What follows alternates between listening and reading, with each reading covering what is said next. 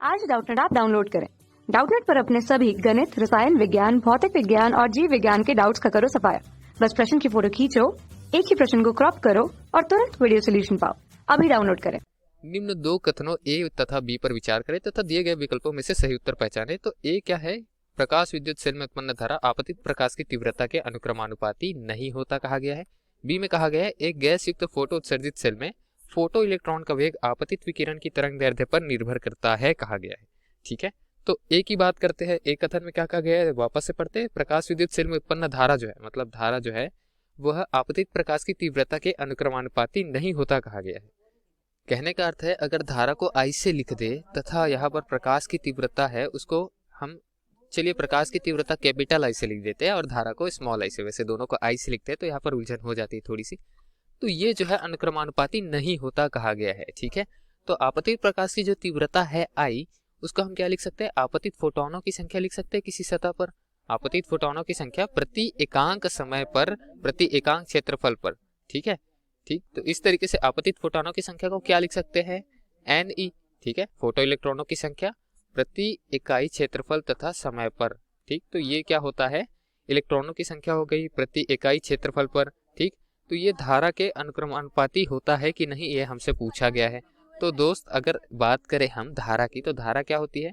विद्युत धारा जो होती है वो होती है आवेश प्रवाह की दर समय के सापेक्ष। तो आवेश जो है इलेक्ट्रॉन है। ठीक है, तो इलेक्ट्रॉन प्रवाह किस जगह पर हो रहा है? जो भी फोटो इलेक्ट्रॉन है वो इलेक्ट्रॉन का यहाँ पर निर्माण कर रहा है और पृष्ठ से, मतलब पृष्ठ पे जितनी भी विकिरण आ रही है, जितनी भी प्रकाश विकिरण आ रही है वो क्या कर रही है? यहाँ पर ऊर्जा दे रही है, विकिरित ऊर्जा।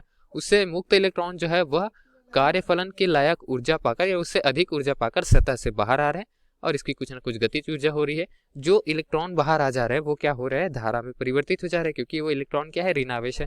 समय के सापेक्ष उसे परिवर्तन हो रहा है या फिर वो प्रवाहित हो रहा है समय के सापेक्ष, तो धारा वहां पर प्रवाहित हो रही है। तो इस तरीके से हम क्या कहते हैं कि जो धारा है, ठीक है, जो तीव्रता है और धारा है वो अनुक्रमानुपाती होते हैं आपस में।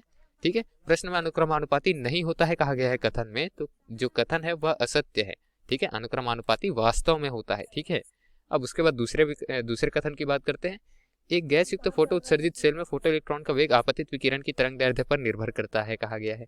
ठीक है, तो अगर बात करें किसी गैस युक्त फोटो उत्सर्जित सेल की, तो फोटो इलेक्ट्रॉनों का वेग के लिए बात कर लेते हैं हम। वेग के लिए हमको लिखना है तो हम किस तरीके से लिख सकते हैं दोस्तों? हम ऊर्जा के रूप में लिख सकते हैं। ठीक है, तो ऊर्जा क्या होती है? 1/2 mv की घात में 2।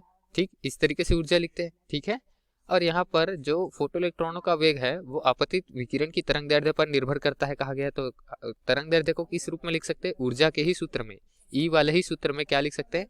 hc/λ, या c/λ को अपन न्यू या फिर f के रूप में भी लिख सकते हैं, जो आवृत्ति के बराबर होता है। ठीक है, तो यहाँ तो हमको तरंग दैर्ध्य के रूप में चाहिए, तो तरंग दैर्ध्य के रूप में चलते हैं और इन दोनों पक्षों को लेकर आगे अगर हम बढ़े तो जो राशि नियत है उसको हटा देते हैं। ये जो m है उसको हटा देते हैं क्योंकि द्रव्यमान है, परिवर्तित होने वाला तो है नहीं। h और c क्या है? h है क्रमशः प्लांक नियतांक और c है प्रकाश का वेग, जो कि परिवर्तित होगा नहीं। ठीक है, तो ये दोनों चीजें परिवर्तित नहीं होगी। परिवर्तित होने के लिए क्या है हमारे पास में? तरंग दैर्ध्य है और यहाँ पर वेग है कणों के। ठीक है, तो v की घात 2 जो है वो अनुक्रमानुपाती हो जाएगा 1/, तरंग दैर्ध्य के या फिर तरंग दैर्ध्य के व्युत्क्रमानुपाती हो जाएगा। ठीक है, तो इस तरीके से क्या है कि जो फोटो इलेक्ट्रॉन का वेग है v, वो किस पर निर्भर कर रहा है? वो तरंग दैर्ध्य के व्युत्क्रमानुपाती है, उसका जो वर्ग है वो। ठीक है, तो इस तरीके से किसी भी तरीके से हो, चाहे व्युत्क्रमानुपाती हो, चाहे अनुक्रमानुपाती हो, चाहे वर्ग के व्युत्क्रमानुपाती हो, चाहे वर्गमूल के व्युत्क्रमानुपाती हो, किसी भी तरीके से निर्भर तो कर रहा है ना। तो दिया गया कथन क्या है? सत्य है। कथन में क्या कहा है? निर्भर करता है, तो दिया गया कथन सत्य है। ठीक, तो अब विकल्प की ओर चल पड़ते हैं। ठीक है, विकल्प ए में कहा गया है दोनों असत्य है, तो हमारा विकल्प बी तो सत्य है, तो ये विकल्प हट जाएगा। ठीक है, गलत हो जाएगा। वाक्य जो कथन है हमारा बी वो सत्य है।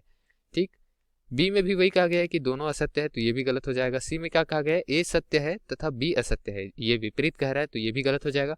अब बात करते हैं विकल्प क्रमांक डी की। तो डी पे क्या कहा गया है दोस्तों कि ए असत्य है, जो कि हमारा सही कथन है। जो ए है वो असत्य है। ठीक है, तथा बी सत्य है। बी सत्य है और उनका सत्यापन हमने यहाँ नीचे किया भी हुआ है। ठीक है, तो इस तरीके से विकल्प क्रमांक डी जो है वो दिए गए प्रश्न का सही विकल्प हो जाएगा और ये सही उत्तर भी हो जाएगा दिए गए प्रश्न के लिए। धन्यवाद। कक्षा 6 से 12वीं से लेकर नीट, IIT, JEE वो एडवांस के लेवल तक 1 करोड़ से ज्यादा छात्रों का भरोसा। आज ही डाउनलोड करें डाउटनेट ऐप या व्हाट्सएप करें अपने सारे डाउट्स 8400 400 400 पर।